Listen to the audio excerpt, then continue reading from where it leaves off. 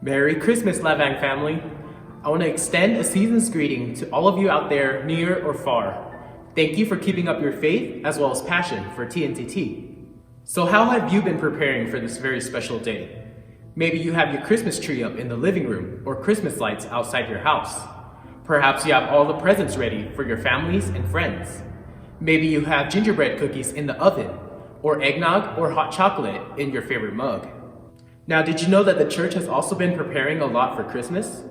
Today we will be covering a set of very special candles you may have seen in the church the past 4 weeks, leading up to this weekend. Welcome back to another episode of Lavang 101.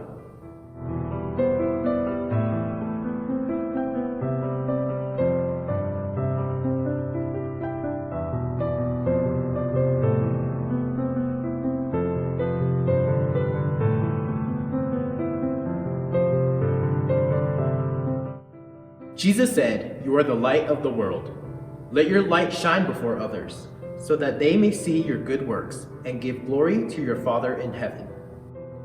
Leading up to Christmas, you may have noticed a decorated wreath in which 4 candles sit near the altar when you enter the church. This is what's known as an Advent wreath, which is traditionally a circle of evergreen branches in which 4 candles are inserted. Usually, 3 candles will be purple and 1 will be rose. The progressive lighting of the candles symbolizes the expectation and hope surrounding our Lord's first coming. We light a new candle every week, starting the week after the Solemnity of Christ the King, the last Sunday before the season of Advent begins. On the first Sunday of Advent, we light 1 purple candle. The second week, we light 2 purple ones. The third Sunday, we light 2 purple candles and 1 rose candle.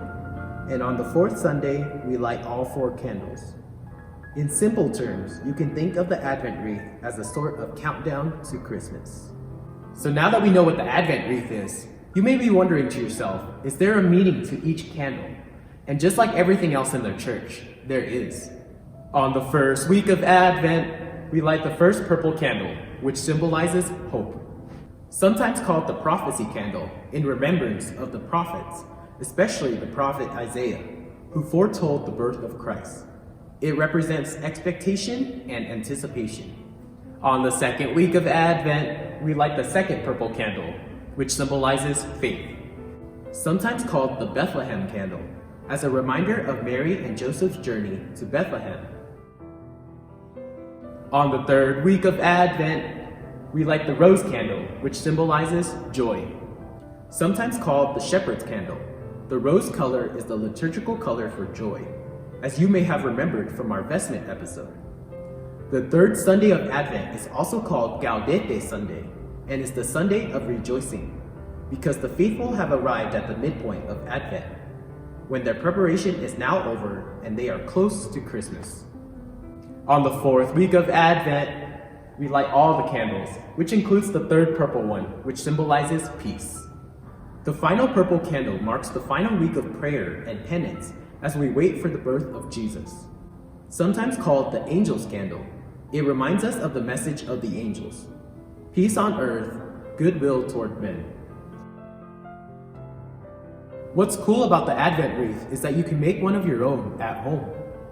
All you need are candles, and you can decorate the rest of the wreath to your liking. The homemade wreath can then be blessed by a priest or deacon and used during Advent at home, just how it's used at church. How cool is that? And I will be linking more sources below for those interested in learning more or making one for themselves. Now, we realized this topic would much rather be suited for 4 weeks ago at the start of Advent rather than on the last day, but now at least you have a reference for next year. As we wrap up the video, I want to again wish you all a safe and blessed Christmas. I hope you have a wonderful weekend filled with love and faith. As always, thank you for watching and learning with us. God bless you, and peace out.